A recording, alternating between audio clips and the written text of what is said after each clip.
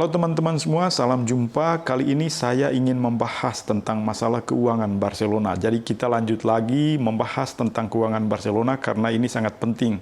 Karena kalau keuangan Barcelona tidak stabil ya Barcelona agak sulit untuk mendaftarkan para pemain teman-teman. Nah teman-teman semua, yang trending di media sosial dan juga isu seputar Barcelona yaitu financial levers. Financial levers ini adalah sebuah tuas pengungkit ekonomi lah untuk bisa menstabilkan raca keuangan perusahaan Barcelona sebagai perusahaan agar bisa mendaftarkan para pemain yang dibeli, Lewandowski, Rafinha, lalu Julius Kounde, Christensen, lalu Franck Kessie, ada yang diperpanjang kontraknya Ousmane Dembele dengan Sergio Roberto. Karena kalau tidak melakukan stabilitas keuangan, maka Barcelona agak sulit untuk mendaftarkan para pemain. Nah, ada kabar teman-teman yang saya baca di area sport kemarin, Barcelona sedang mengaktifkan negosiasi ya untuk bisa mendatangkan 100 juta euro sebagai tuas pengungkit ekonomi mereka keempat dengan cara menjual 24,5% Barca Studio. Dan sudah ada pembelinya seorang investment banking namanya JDA Luma yang dikontrol oleh Gabriel de Alba. Jadi Gabriel de Alba ini adalah pemilik Circuit de Soleil, ini ada di Spanyol. JDA Luma itu kabarnya tertarik untuk membeli Barca Studio.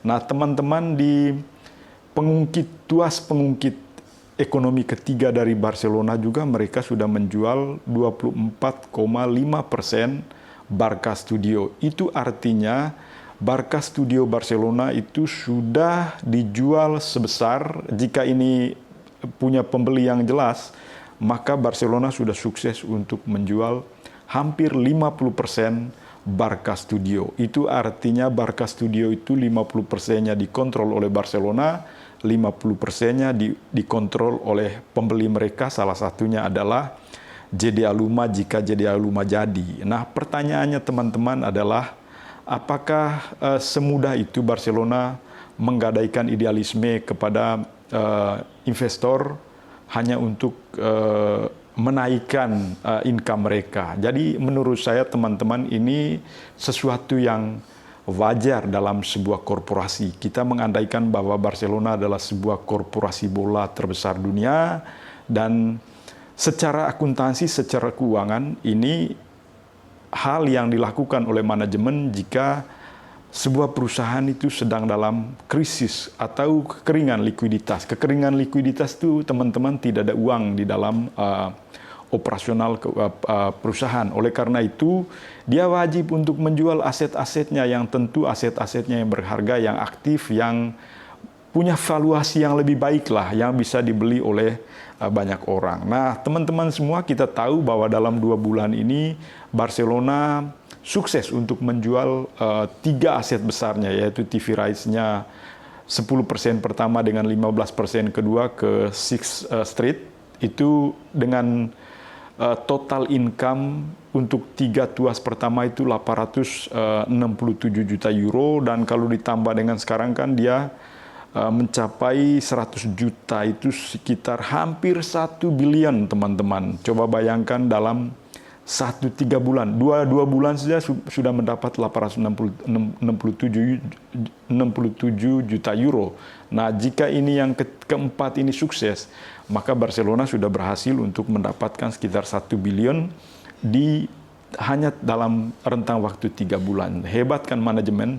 Nah pertanyaan saya teman-teman, kenapa manajemen Barcelona hebat? Nah bukan soal manajemen Barcelona hebat, tetapi ini adalah menjual nilai. Jadi Barcelona itu adalah sebuah perusahaan, sebuah klub yang punya histori sejarah yang panjang dan juga punya kampiun lah dalam klub-klub. Jadi Barcelona ini dalam dunia sepak bola itu menjadi brand yang menurut para investor laku lah jika dijual ke pasar.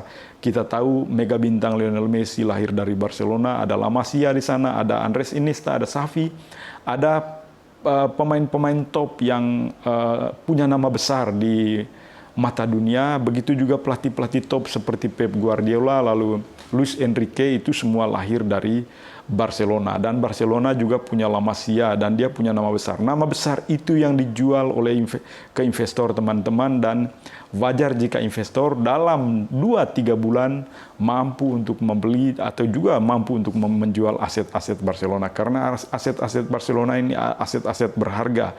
Dan teman-teman paham bahwa ini penggadaian aset ini bukan menjadi hak milik ya, karena TV right dengan Barca Studio itu hanya dijual selama 25 tahun. Itu bukan berarti menjadi hak milik, tetapi itu hak pakai, hak sewa.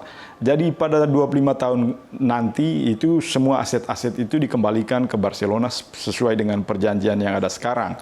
Artinya pembeli-pembeli itu memang mencari untung selama 25 tahun dari Barca Studio dengan TV right, teman-teman. Nah, jika tuas ekonomi keempat ini mampu dijual oleh Barcelona, maka dalam perhitungan La Liga tentu belum bisa ya, karena dalam perhitungan La Liga kan Barcelona itu memang memiliki biaya gaji sebesar 560 juta euro per tahun ya, karena gaji pemain Barcelona yang senior itu tinggi-tinggi akibat dari mismanagement lah, atau salah membuat kontrak dari manajemen lama waktu zaman Presiden Josep Bartomeu. Padahal kan aturan La Liga Barcelona hanya punya 144 juta euro. Itu artinya dia harus menaikkan lagi income-nya untuk bisa